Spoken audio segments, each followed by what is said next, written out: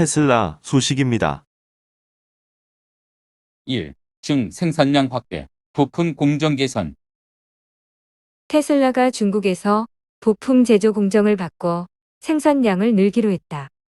15일 중국 언론 신랑지처에 따르면 테슬라는 상하이 정부 홈페이지에서 성명을 발표하고 상하이 소재 전기차 생산 공장인 기가팩토리의 공정을 개조해 생산량을 확대한다고 밝혔다. 테슬라에 따르면 이번 공정 개선은 주로 부품 생산 영역에 집중된다. 전력 시스템 및 셰시, 모터 등 제조 프로세스를 개선할 계획이다. 배터리 관리 시스템을 포함한 배터리팩, 전기차 구동 시스템과 전기 컨트롤러 생산 능력을 늘리면서 파워트레인 생산 공정도 추가한다. 부품 생산 공정 업그레이드 프로젝트는 두 단계에 걸쳐 이뤄진다. 최근 테슬라의 상하이 기가팩토리 공장이 주로 세 구역으로 나뉘어 있는데 완성차 생산구역, 부품 생산구역과 테스트구역이다. 이 중 부품구역의 생산 능력을 높여 전체 생산량을 끌어올리겠다는 계획이다. 중국 시장에서 전기차 수요가 확대되고 있는 만큼 이에 적극적으로 대응하겠다는 의지를 피력했다. 지난해 4분기 테슬라의 실적 발표에 따르면 회사는 연내 상하이 기가팩토리 공장의 생산 능력을 최근에 연간 25만 대에서 45만 대로 늘릴 계획이다. 지난 1일 상하이시 토지거래시장 홈페이지에서 테슬라가 상하이 기가팩토리 공장 확장에 쓰일 46만 1142제곱미터 면적 토지 사용권을 추가로 확보한 사실이 공개되기도 했다. 테슬라는 성명에서 테슬라는 중국 시장에 성장하는 수요에 대응하기 위해 상하이 공장의 생산 능력을 확장할 것이며 제조 공정 개선이 첫 발걸음이라고 전했다. 테슬라는 상하이에서 슈퍼차저 생산 공장도 건설한다. 연간 중국 공장에서 1만 개의 슈퍼차저를 생산할 계획이다. 중국 정부는 전기차 충전소와 교환 설비를 적극적으로 늘려 판매량 확대를 지원할 계획이다.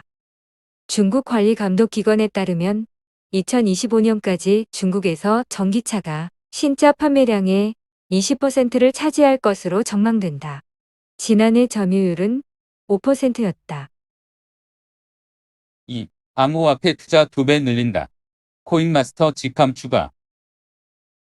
일론 머스크가 직함에 테슬라의 기술왕이라는 명칭을 추가했으며 최고 재무 책임자인 잭 커크온에게는 코인마스터라는 직함을 추가했다고 블룸버그 통신이 15일 보도했다. 머스크 CEO는 블룸버그와 인터뷰에서 앞으로 자신을 기술왕으로 불러달라고 말했다. 또 C4 직함에는 코인마스터를 추가했다. 코인은 비트코인 등 암호화폐를 이른다. 이 같은 조치는 테슬라가 암호화폐에 대한 투자를 더욱 늘리고 암호화폐 관리를 더 체계적으로 할 것임을 시사한다고 전문가들은 보고 있다. 앞서 테슬라는 지난달 15억 달러어치의 비트코인을 매입해 최근 비트코인 급등세에 불을 붙였다. 웨드부시증권의 댄 이베스 애널리스트는 머스크의 새로운 직함에 대해 테슬라가 전진하는 기술기업이라는 인식을 심어주기 위한 머스크식의 선언이라고 평가했다. 그는 테슬라가 앞으로 1년 안에 암호화폐 투자를 2배로 늘릴 것이라고 전망하며 비트코인에 대한 테슬라의 관심은 일시적 유행, 유별난 취미가 아니다고 말했다. 애플 소식입니다. 1. 2년 연속 스마트워치 판매 1위. 뒤이어 화웨이, 삼성 손. 애플이 2년 연속 전 세계 스마트워치 시장에서 판매 1위를 기록했다. 뒤이어 화웨이, 삼성전자 등 순이다. 15일 업계와 카운터포인트 리서치에 따르면 애플은 지난해 세계 시장에 3,390만 대의 스마트워치를 출하하며 1위에 올랐다. 지난해 같은 기간 대비 19% 증가한 수치다. 화웨이는 전년 대비 26% 증가한 1,110만 대를 출하하며 2위를 기록했다. 특히 상위 5개 브랜드 가운데 가장 큰 폭의 연간 성장률을 보였다. 삼성전자는 지난해 910만 대의 스마트워치를 출하하며 3위를 기록했다. 전년 대비 1% 감소했다. 다만 올해 갤럭시 워치사 출시를 앞두고 있어 반등 기대감이 나오고 있다. 카운터포인트 리서치는 스마트워치 시장은 애플, 삼성, 화웨이 등 3가지 프리미엄 브랜드가 주도하고 있다며 이들 회사의 주도로 인해 향후 2에서 3년 동안 평균 판매 가격이 계속 상승할 것으로 예상한다고 말했다. 한편 시장 조사업체 유로모니터에 따르면 지난해 글로벌 웨어러블 기기 판매량은 총 1억 6,159만 대로 전년 대비 9% 성장한 것으로 나타났다. 마이크로 소프트 소식입니다. 1. 세가 이어 코나미 인수설 솔솔. 마이크로소프트가 세가에 이어 코나미도 인수할 것이라는 추측이 나오고 있다.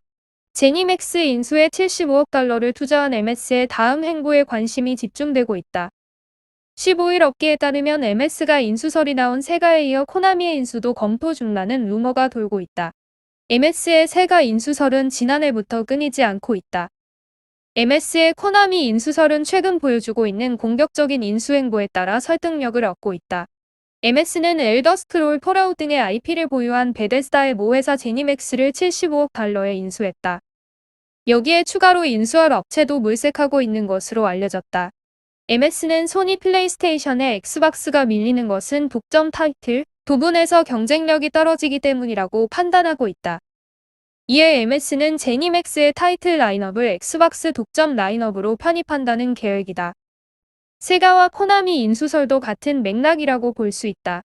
MS는 닌텐도와 소니에 밀려 일본 콘솔 시장의 길을 못 펴고 있는 상황이다. 게임 시장 전문 통계 매체인 VG차트에 따르면 지난 2월 27일 하루 동안 일본에서 닌텐도 스위치는 총 78,134대가 판매됐다. 소니 PS5는 33,792대였다. 반면 MS의 엑스박스 시리즈 XS는 1,508대에 불과했다. 이날뿐만 아니라 엑스박스 시리즈의 일본 판매량은 출시 초기 2일 3,000대선을 넘어선 뒤로는 1,000대선을 넘어서지 못하고 있다. 그렇기 때문에 MS가 일본 시장에서 떨어지는 경쟁력을 끌어올리기 위해 타이틀 라인업을 확보하는 전략을 취할 것이라는 분석이 계속 나오면서 세가와 코나미 인수설로 이어진 것이다. 업계 관계자는 MS가 코나미와 세가를 인수하게 되면 엑스박스의 일본 내 경쟁력이 강해질 뿐 아니라 전 세계 엑스박스 유저에게도 어필할 수 있을 것이라고 말했다. 쿠팡 소식입니다. 1. 쿠팡 vs 아마존. 쿠팡의 성장 잠재력은 미국 아마존보다 높다. 공산당의 감독을 받아야 하는 중국 알리바바와 비교하면 훨씬 더 나은 환경을 갖고 있다. 미국의 투자 전문지인 베런스의 평가다. 쿠팡을 아마존이나 알리바바보다 더 높게 평가하며 투자를 권하고 있는 것이다. 정말 그럴까? 물론 외형은 비교가 안 된다. 아마존이나 알리바바가 가지와 잎이 울창한 거목이라면 쿠팡은 이제 막사기 도단한 새내기 식물급이다. 지난해 매출액은 아마존이 3,860억 달러로 쿠팡 13조 원보다 33배 많다. 주식 시가총액은 13일 기준으로 아마존이 1조 5,557억 달러로 쿠팡 94조 원보다 19배 많다. 아마존은 지난해 영업이익률이 5.9%에 달하지만 쿠팡은 5천억 원 적자를 기록했다. 쿠팡은 2010년 창사 이래 한 해도 이익을 내지 못했고 10년간 누적 적자가 4조 5천억 원에 육박한다. 하지만 아마존은 없지만 쿠팡만이 가진 강점들이 꽤 있다. 로켓 배송이라 불리는 초고속 배송 시스템이 첫 손가락으로 꼽힌다. 쿠팡은 2019년 새벽 배송과 당일 배송을 론칭했다. 자정 이전에 주문하면 다음날 새벽까지 오전 9시 이전에 주문하면 당일 곧바로 배송해 준다. 아마존은 당일 배송이 가능한 지역과 상품과 한정돼 있다. 프라임 멤버십에 가입해도 이틀 내 배송이 기본 원칙이다. 반면 쿠팡은 수백만 종의 상품을 당일 또는 다음날 새벽까지 배송해 준다. 전국적으로 당일 배송이 가능한 물류 시스템을 구축한 것은 쿠팡이 유일하다. 당일 배송이 가능한 것은 전국 30개 이상 도시에 100개의 물류센터를 두고 있기 때문이다. 한국인 70%가 쿠팡 물류센터의 반경 11km 이내에 산다고 한다. 쿠팡의 또 다른 혁신 아이템은 무료 교환 반품 서비스다. 반품 과정도 간단해. 앱에서 버튼 한 번만 누르면 쿠팡 배송기사가 직접 물품을 회수해 간다. 배송기사에게 물건이 넘어가는 순간 환불이 이뤄진다. 별도로 박스 포장을 하거나 라벨을 붙일 필요도 없다. 아마존도 무료 반품 서비스를 제공하고 있지만 고객이 박스 등에 패킹을 해야 하고 제품을 확인한 후 3에서 5일이 지나서야 환불이 이뤄진다. 멤버십 가입 금액도 큰 차이가 난다. 아마존 프라임 멤버십 가격이 월 14,000원 수준인 반면 쿠팡 로켓 회원은 월 2,900원만 내면 된다. 온라인 쇼핑몰 1호에 배송비가 3,000원 안팎인 점을 고려하며 똑같은 가격으로 한 달 내내 무료 배송 서비스를 누릴 수 있는 셈이다.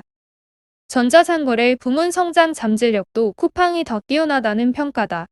지난해 530조 원으로 추산되는 국내 전자상거래 시장에서 쿠팡의 점유율은 13%로 네이버에 이어 2위를 달리고 있다.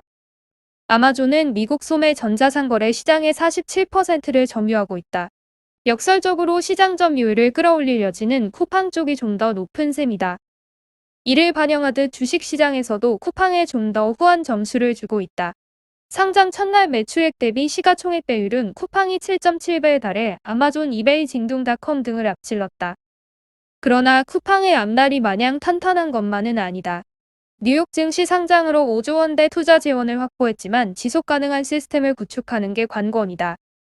쿠팡은 아직 소비자 편익과 혁신 경영을 수익으로 연결하지 못하고 있다. 매출이 큰 폭으로 늘고 있는데도 적자가 쌓이고 있는 이유다. 이 문제를 해결해야 오랜 적자를 털고 흑자로 돌아설 수 있다. 길게 봐서는 한국에서 성공한 혁신을 세계 시장에 어떻게 접목할지를 찾아야 한다. 수익성을 확보하고 혁신의 지평을 확대할 수 있다면 밸런스가 평가한 것처럼 아마존을 뛰어넘는 글로벌 혁신 기업으로 우뚝 설 수 있을 것이다.